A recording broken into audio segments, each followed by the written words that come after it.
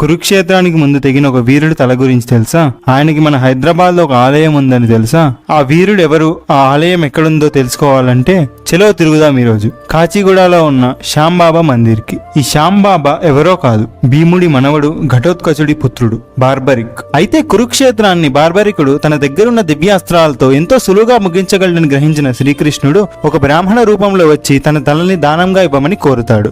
బార్బరికుడు తన తలని ఇవ్వడానికి అంగీకరించిన కురుక్షేత్ర యుద్ధాన్ని చూసే భాగ్యం కల్పించమని అడుగుతాడు. అందుకు శ్రీకృష్ణుడు బార్బరికుడు తలని ఒక కొండ పైన పెడతాడు. అందుకే మనకి శ్యాంబాబా వారి ఆలయంలో తల మాత్రమే కనిపిస్తుంది. అయితే ఈ బార్బరికుడిని రాజస్థానీయులు శ్రీకృష్ణుడు ప్రతిరూపంగా భావించి శ్యాంబాబా అనే పేరుతో కొలుస్తారు. ఇక్కడ కాచిగూడలో ఉన్న శ్యాంబాబా మందిర్ లో కూడా మనకి రాజస్థానీయులు ఎక్కువగా కనిపిస్తూ ఉంటారు. ఈ ఆలయంలో మనకి శ్యాంబాబా వారితో పాటు వీరభద్రస్వామి, ఆంజనేయ స్వామి, నాగదేవతలు మరియు శివలింగం, మహాగణపతి దర్శనమిస్తారు. అంతేకాకుండా ఎంతో చూడచక్కనైన రాధాకృష్ణులు, విష్ణుమూర్తి, లక్ష్మీదేవి కూడా దర్శనమిస్తారు. ఎంతో అద్భుతమైన ఈ ఆలయాన్ని మీరు కూడా దర్శించుకుంటే మీ ఎక్స్పీరియన్స్ ని మాకు కమెంట్స్ లో షేర్ చేయండి. అలానే నెక్స్ట్ వీడియో ఏ టెంపుల్ మీద చేయాలో మాకు సజెస్ట్ చేయండి.